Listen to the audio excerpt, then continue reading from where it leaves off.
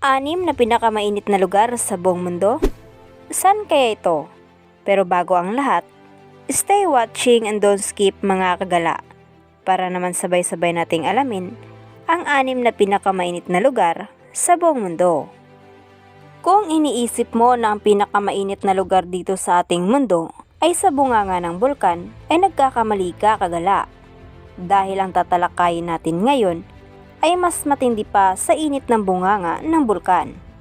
Pero alam mo ba kagala na ang pinakamainit na naitala na temperatura dito sa Pilipinas ay umabot ng 42.2 degrees Celsius noong April 22, 1912 at May 11, 1969. At ito ay nangyari sa lugar ng Tuguegarao sa probinsya ng Cagayan. Kaya, simulan na natin. Number 6.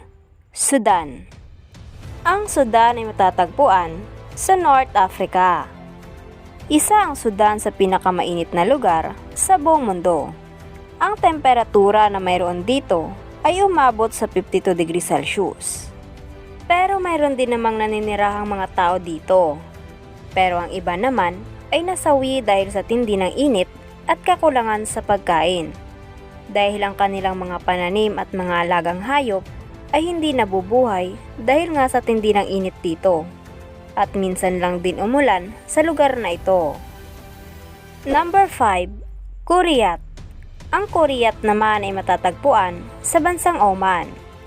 Sinasabing ang temperatura na mayroon dito ay naglalaro sa 50 to 53 degrees Celsius.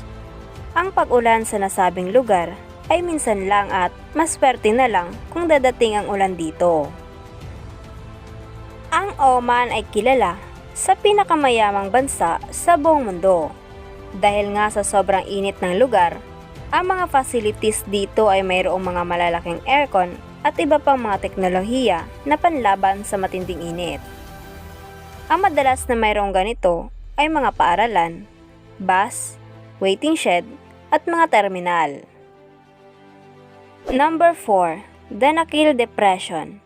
Ang Danakil Depression ay matatagpuan sa bansang Ethiopia. Ang lugar na ito ay sobrang napakainit tuwing sasapit ang summer season. Ang temperatura ay naglalaro sa 55 degrees Celsius. Dahil sa sobrang init ng panahon, ang mga lupa ay nagbibitak-bitak na dahil nga sa kakulangan ng tubig. At kapag humangin naman, ay tiyak na matatangay ang mga buhangin papunta sa iyong katawan, na kapag tumama ito sa iyo ay masakit sa balat. Sa tindi ng init na mayroon dito, may mga tao din namang naninirahan sa lugar na to, na tinatawag namang Afar people. At ayon sa mga naninirahan sa nasabing lugar, ang temperatura dito ay hindi nagbabago sa loob ng isang taon, at maswerte na lang kung magkakaroon pa ng ulan. Alam mo ba na kahit napakainit sa Danakil, mayroon din itong kamanghamanghang mga lupa na magkakaiba ang mga kulay na magandang pasyalan. Yun nga lang, ay baka hindi mo kakayanin ang init dito. Number 3. Death Valley. Ang Death Valley naman ay matatagpuan sa bahaging silangan ng California. Ang temperatura na mayroon dito ay umabot sa 56.6 degrees Celsius, na naitalang pinakamainit sa buong mundo noong taong 1913. Ang mga halaman na nabubuhay sa lugar na to ay mga wildflower. Ang ganitong halaman ay mabilis mabuhay pagkatapos ng ulan. At ang mga ugat ng mga ito ay may 18 metro ang haba upang maabot ang tubig sa ikalaliman ng lupa. May mga hayop ding nakatira dito, kagaya na lamang ng mga ibon, mammal at reptile.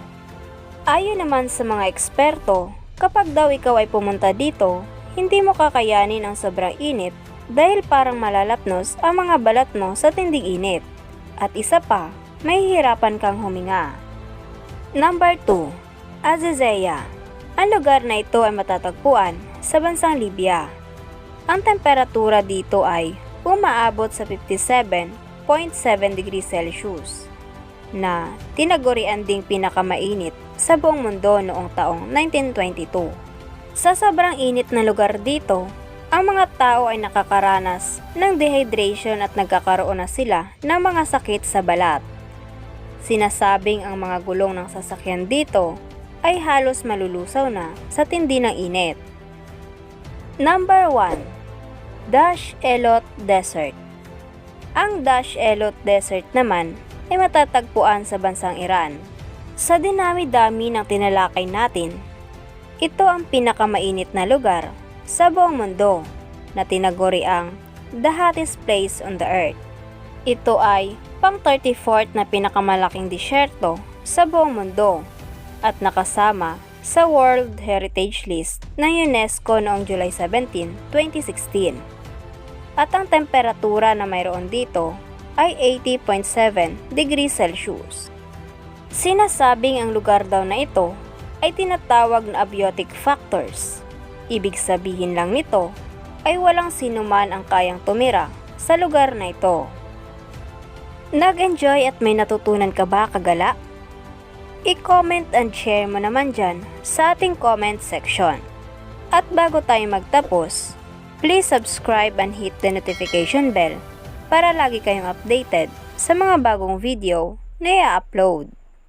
At nandito na ang inyong mga shoutout.